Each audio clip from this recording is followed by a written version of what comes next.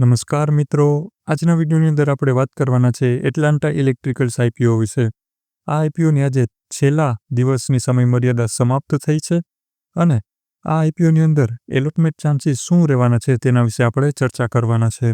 Subscription ફિગરની વાત કરીએ તો ઓવરઓલ આ આઈપીઓની અંદર ડિમાન્ડ જ જોવા મળી છે અને પ્રીમિયમમાં પણ વધારો થતો જ જોવા મળ્યો છે. જો આપણે એલોટમેન્ટ ચાન્સીસની વાત કરીએ તો બિગ એચએનઆઈની અંદર દર 23 2 એપ્લિકેશન સિલેક્ટ થવાની છે, સ્મોલ એચએનઆઈમાં 50 એક એપ્લિકેશન સિલેક્ટ થવાની છે અને રિટેલ કેટેગરીની અંદર દર 19 2 એપ્લિકેશન સિલેક્ટ થવાના ચાન્સીસ છે.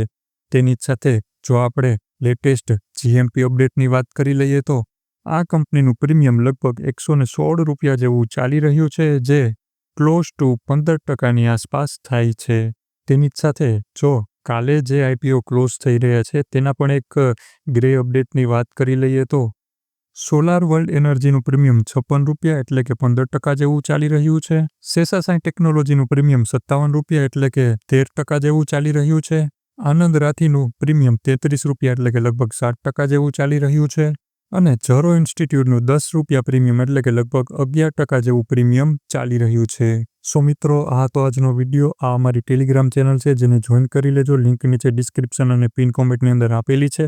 અહીં જે પણ લેટેસ્ટ અપડેટ હોય છે, ગ્રે માર્કેટ રિલેટેડ અપડેટ હોય છે અથવા તો અધર્સ જે પણ અપડેટ હોય છે તે અહીં જ શેર કરી દેવામાં આવે છે.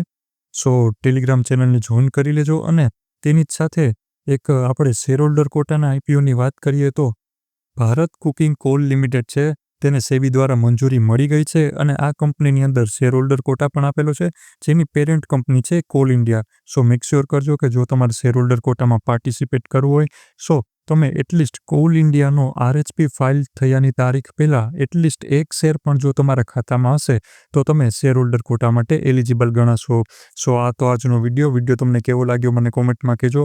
તમે કયા કયા આઈપીઓની અંદર અપ્લાય કર્યું છે અને આવનારા સમયમાં કયા આઈપીઓની અંદર અપ્લાય કરવાનો છો તેના વિશે પણ મને જણાવજો. મળીએ આપણે નેક્સ્ટ વિડીયોમાં. Thank you so much.